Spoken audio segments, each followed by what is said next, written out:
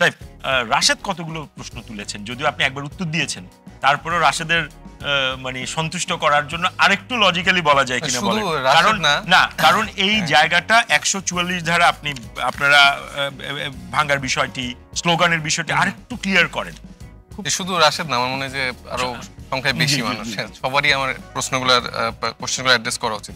প্রথমে আমি আজিজ ভাইয়ের কয়েকটা কথা আমি অ্যাড্রেস করতে চাই।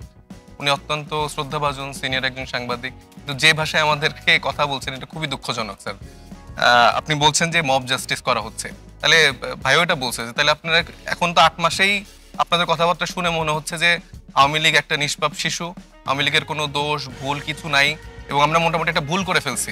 মানে আওয়ামী লীগের যে একটা নিষিদ্ধকরণ হলো, এটাতে সবারই মনে এমন একটা ক্ষোভ, যত ওই কোন জায়গায় কোন স্লোগান আসছে, কোন জায়গায় কি আসছে, এগুলো বলতেছেন।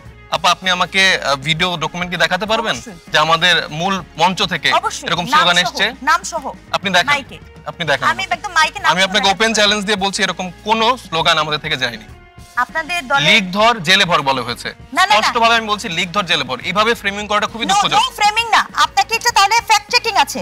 আপনি ফ্যাক্ট চেকিং দিয়ে আমি তো বললাম, আমি আপনাকে ওপেন চ্যালেঞ্জ দিয়ে বলছি, দর্শকরাও আছে, আপনি যদি এটা দেখাতে পারেন আমি এটা দেখব। তাহলে তো এখন আমাদের অনলাইনে সুযোগ দিতে হবে, তাহলে আমরা কিন্তু সেটা দেখাতে পারি। আমরা ফ্যাক্ট চেকিং আমরা অনুষ্ঠানের শেষ পর্যন্ত আমরা চেষ্টা করে দেখব ফ্যাক্ট চেকিং এর, আপনি আপনারটা শেষ করেন।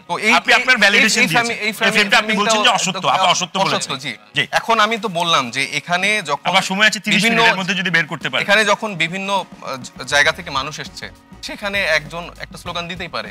আমি বারবার না দিতেই পারে, এটা আমার কিন্তু একটু আপনারা দিতেই পারে, এটাকে আপনি এত না ক্যাজুয়ালি নেওয়াটা, উনি যে দাওয়াতটা আপনারা দিয়েছেন, সেইভাবে বলেছে বলি দাওয়াত যেহেতু আপনি দিয়েছেন, এনসিপির দায়িত্ব বা এটা দায়ভার, সেটা তো এটা হতে পারে না। আচ্ছা আচ্ছা, এখন এত বড় জনসংখ্যা যেখানে আসছে, এখন কোন কোনায় কোন স্লোগানটা দিল, এটা দায়ভার তো আমাদের উপর পুরোপুরি আসতে পারে না।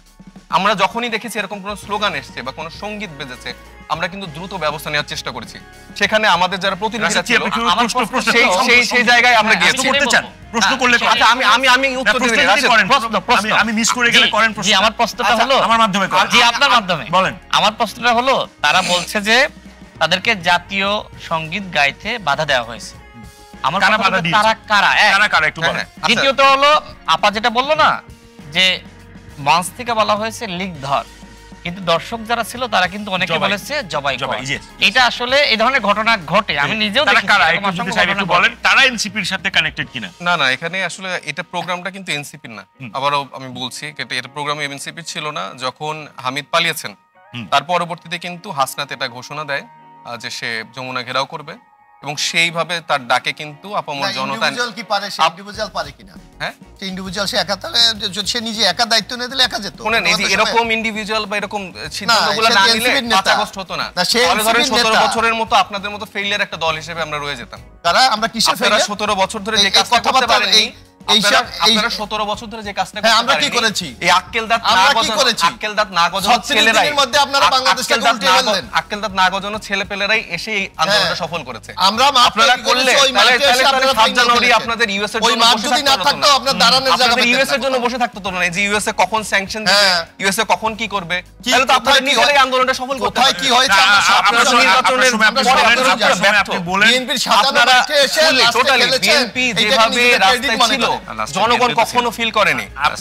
আমি রাশেদ আমরা কিন্তু একসাথে কোটা আন্দোলনে মুভমেন্ট করেছি, সড়ক আন্দোলনে মুভমেন্ট করেছি। কোন মুভমেন্ট করেছেন? রাশেদ চাকরি চেয়েছেন, ওই ক্যাম্পাসে ছাত্রলীগের সাথে থেকে ডাকসু ইলেকশন করে তারপর আন্দোলন করেছেন।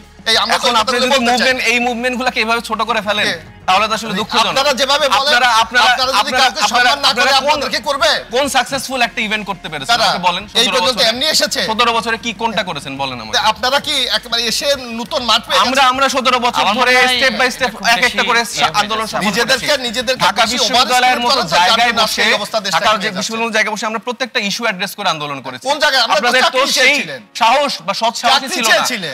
ভারতের মোদি বিরোধী যে আন্দোলন বা কোন মুভমেন্ট আপনাদের কিন্তু কোনো না আশ্চর্য ব্যাপার, কথাবার্তা বলকে বিএনপি জায়গা ছিল না। আপনারা এখন দরকার ওই যে ছাত্রলীগের আমি ওই কেউ ওই যে ওদের সভাপতি কি ছিল, সাদ্দামের বডিগার্ড ছিল।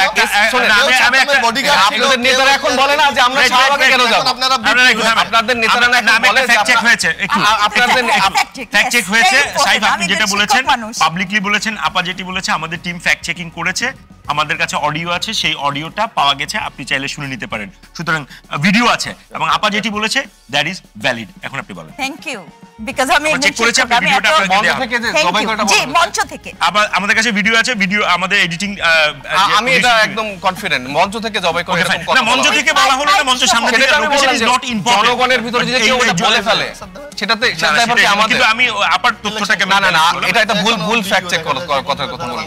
না না, মঞ্চের কথা তো বলেনি উনি, কিন্তু মঞ্চের কথা আমি তো সেটা বললাম যে ওই জনগণের অংশের কেউ একজন যদি বলে নালায় তাকবীর আল্লাহু আকবার, সেটা তো এনসিপির দায় না। আচ্ছা জবাই করব, আমার প্রশ্নের উত্তর পাইনি। এনসিপি কারা করেছে সেটা কি আপনাদের? এখানে তো অনেক শ্রেণীর মানুষ এসেছে, সেখানে কি আমরা প্রত্যেক মানুষকে কিভাবে এই আলোচনা করে শেষ করা যাবে না। এবং জাতীয় সংগীতের বাধার যে প্রসঙ্গটা এসেছে, তো সেই সময়ে আজান হচ্ছিল, সেই সময় একটা গ্রুপ বা এরকম বলেছে থামাতে, সেই জায়গায় একটা মানে ইস্যু ক্রিয়েট হয়েছে এবং তার পরবর্তীতে কিন্তু আজানের পরে কিন্তু জাতীয় সংগীতটা আবার গাওয়া হয়েছে। আপনাদের নেতা আমি সিফাতের কমেন্ট চেক করেছি, তার বিষয়ে ইশরাক নামের একজন পোস্ট করেছে, তিনি কমেন্ট করেছেন যে এটা আজানের সময় না, এটা অন্য সময়। আমার প্রশ্ন সেইখানে, আপনি বললেন আজানের সময়, সিফাত বলল আজানের সময় না, আপনাদের আরো অন্যরা বলছে আজানের সময় না, এবং এটাকে জামাত শিবিরকে টার্গেট করে বলা হয়। এখানে এটা ভুল। জামাত শিবিরকে টার্গেট করে ফ্রেমিং করে কথা বলা হচ্ছে না। হওয়ার সুযোগই নাই, কারণ এই জাতীয় সংগীতটা গাওয়া হয়েছিল যখন এই রেজাল্টটা দিয়ে দিচ্ছে, এটা দিয়ে দিচ্ছে, তখন কিন্তু এশার নামাজের আজানও শেষ, এবং আমার জানার মতে এশার নামাজের আজানের পরে আর কোনো আজান হওয়ার কথা। সাহেব যেটা বললো আজানের সময়, ম্যাডাম আপনি নিশ্চয়ই শুনলেন, সাহেব বলল আজানের সময়। আমার কথা, আচ্ছা ওকে কি বলতে দেন, আপনি একটু বলেন। যদি চারজন মিলে আমাকে অ্যাটাক করেন তাহলে তো আমার কথা খেয়ে আর মানে কথা বলতে পারছি না। আমি যেটা বললাম, সেখানে জামাত শিবির বা এরকম কিন্তু কোনো ফ্রেমিং করা হয়নি। এখানে আমরা বারবার বলা হচ্ছে যে সেই সময়টা আজানের সময় ছিল অথবা নামাজের যে সময়টা, সেখানে কোনো কিছু মানুষ হয়তো বলেছে যে আপনারা এখন গানটা বন্ধ করেন, একটু পরে শুরু করেন, এই কথা কিন্তু বারবার বলা হচ্ছে। এখন আপনি ওইখানে উপস্থিত না থেকে এরকম অনেকভাবে অনেকে ফ্রেমিং করতেই পারে, সেই জায়গাটাকে যদি উল্লেখ করে আপনারা বলেন যে একটা গোষ্ঠী এখানে থামিয়ে দিয়েছে, সেটা একদমই না। এখানে জামাত শিবির বা অন্য কোনো দলকে ট্যাগ করা হচ্ছে না। এখানে ফ্যাসিবাদ বিরোধী একটা হচ্ছে ওইখানে যতগুলো দল ছিল এবং জুলাইয়ের সময়ের ঐক্য করে যতগুলো সংগঠন হয়েছে, তাদের কিন্তু এটা হচ্ছে মূল প্রোগ্রামটা ছিল। তো সেখানে এনসিপি তাদেরকে সমর্থন দিয়েছে এবং সেই সাথে জমায়েতে অংশগ্রহণ করেছে। এবং প্রথম দিনে যেই ইস্যুগুলা বললেন, কিছু সঙ্গীত, কিছু পতাকা উঠতে দেখা গিয়েছে। আমরা যখন শুক্রবারের দিনের সেদিনে কিছুটা ঘটনা ঘটেছে, শনিবার দিন থেকে আমরা কিন্তু পুরো জায়গা থেকে চেষ্টা করেছি যে এরকম ঘটনাগুলো যদি না ঘটে। যে প্রবলেম হয়েছে, অবশ্যই কিছু কিছু জায়গায় এই ঘটনাগুলো ঘটেছে, সেগুলো আমরা অ্যাড্রেস করে দ্রুত সেখানে সমাধান করার চেষ্টা করেছি।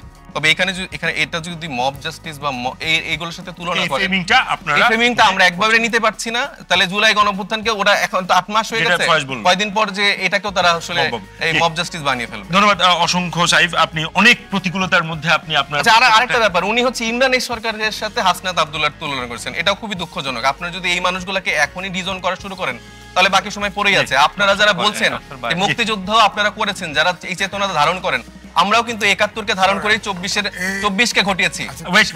আমরা ৭১-কে ধারণ করেই কিন্তু ২৪-কে ঘটিয়েছি। তো সেই জায়গা থেকে এই মানুষগুলাকে যদি আপনারা এখনই এইভাবে ডিজন করতে শুরু করেন, এটা আমাদের জন্য খুবই দুঃখজনক। আপনাদের মতো এত বিজ্ঞ মানুষজন যদি আমাদেরকে এভাবে ডিজন করে, এটা আমাদের জন্য দুঃখজনক।